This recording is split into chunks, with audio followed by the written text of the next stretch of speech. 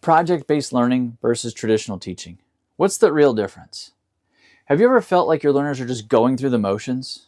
Just sitting in rows, completing worksheets, memorizing content for the tests, and forgetting it just as fast? What if there was a better way? A way that actually helps raise test scores and prepares them for real life.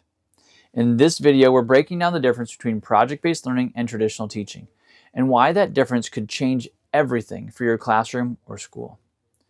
Every educator should know these 5 key differences. So what is traditional teaching? The first key difference, traditional teaching is familiar. It's the model that most of us grew up in. Teacher at the front, students in the desk, contents delivered, memorized, tested, move on. It focuses on coverage. Did we get through the textbook instead of did students understand and apply the learning? Learners become passive, and that creates apathy, not empowerment. Sometimes we try variations where we increase engagement by adding humor. That was my take. If I was funny enough, if I was real enough, if I had enough relationship, kids would get it. It didn't work for me. One of my learners dropped out first semester of his freshman year. A kid that I poured into, didn't make it. Why? It was the system. Because I emphasize relationships. We talk about connection to the real world to make traditional teaching more engaging. When I first started in teaching, I was in the classroom desperately seeking ways to engage my apathetic students. They were in generational poverty. I was there on a mission. I left engineering to go on this calling, to go help the world. I would try all sorts of methods. I would do plays. I would do metaphors. I would connect things to my engineering background to show how real world this was. It looked different than many classrooms, it's true. But at the heart was a passionate teacher stuck in a traditional model. Key difference number 2, what makes PBL different? You see, PBL flips the script. It starts with a real world problem that matters to your learners. Instead of asking, what do I need to memorize? They ask, how can I solve this? They collaborate, they research, they build, they reflect, and they grow. Content still matters, but it's embedded in meaningful work. It's not just a grade. When I was in the classroom, I had a student named Skylar. He was disengaged. He was a typical disengaged kid. You've likely got some. Did really great. K3, decided not to do anything through 8th grade.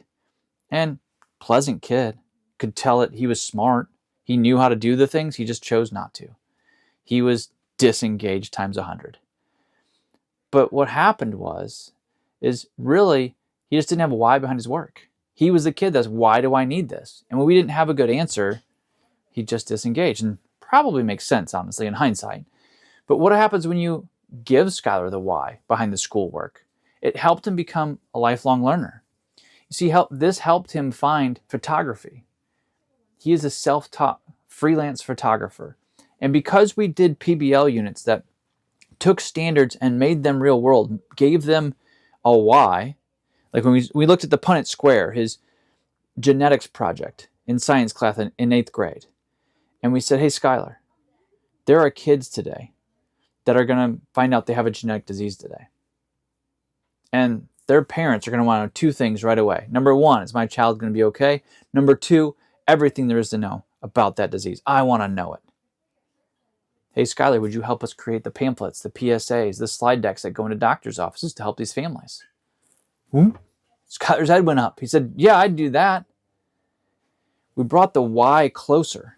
Punnett squares are important. You need to know genetics for your sophomore year of high school. 8th graders don't care about that. It's too far away. We brought the why real close. And then what happens? We said, hey, Skylar, I know you want to help these parents, but do you know how? Do you know what a Punnett square is so that they can understand genetics? He said, well, no, I don't. And we said, well, that's not good. I don't think you can really help them. Would you like us to teach you about the Punnett square? Would you like us to teach you about technical writing? He said, well, I guess so, because I want to help these parents.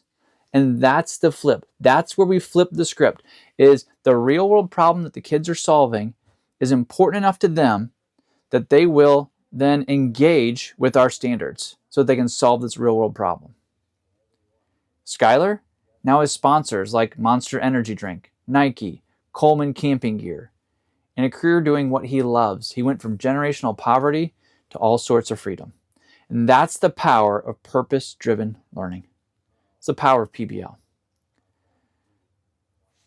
In difference number 3, we're going to talk about why PBL empowers and why the traditional method often doesn't. You see, today's workforce wants problem solvers, not test takers. When we look at the top 5 skills that employers are asking for, we see things like teamwork, problem solving, critical thinking, creativity, agency. We never see slope-intercept form or Punnett square. Right? Traditional methods train compliance. PBL develops skills and competencies. Traditional classrooms and schools create test passers or test takers. PBL is creating change makers that can then think and problem solve to pass that test and be prepared for the world. When learners can answer that age-old question, why do I need to learn this? And teachers can too. It's empowering for your teachers when they know why they're teaching it. The answer is right in front of our learners. And when they see that, they become empowered. Like, oh, I'm going to learn this to do that, all within a 4-week period. That's long enough or short enough for teenagers to understand that and say, yes, I'll do that. Why do I need to learn the Punnett square? Because we're creating resources that will go in doctors' offices to help educate parents who just found out their child has a genetic disease. The Schylers of the world say, yeah, I'll do that. Because that's a why that they can see, that's a why that they can feel. Learning genetics because you'll need it your sophomore year of high school is not empowering, and it's too far away to be engaging. As an aside, if this is resonating, hit that like button. It helps more educators just like you find the message and start their PBL journey. All right, number 4, let me address some common concerns. Teachers often say, I didn't want to give up control. Hey, you're not giving them the keys to your car. You should never do that, by the way. There was this one time that it wasn't me, but it wasn't good. Anyway, you can give learners voice and choice without giving up your classroom. What about the standards? PBL doesn't ignore the standards. It brings them to life. We start with the standards. We bring in a real-world problem. We bring in a community partner. We present. We do. And the standards come alive. Every PBL that we create and train our partners on has standards as the foundation. Teachers often say, I don't know where to start. Totally legitimate. Like most of us grew up in a traditional classroom and we were good at it. Right? I was good at the traditional classroom. Got a 4.2 in high school. I went on to a large Big Ten university where it was even more traditional. I did well there. So it makes sense that teachers don't know where to start. But you got to understand at this point, you're not alone. I mean, there's a movement out there. And that's why we've dedicated the last 15 years of our life to building workshops, to coaching, to writing books like PBL Simplified and Life's a Project to guide you every step of the way. There are PBL model schools that you can go visit to see the work. You can collaborate with them. Don't do it alone. It's okay to not know, but we need to take some steps. All right, number 5.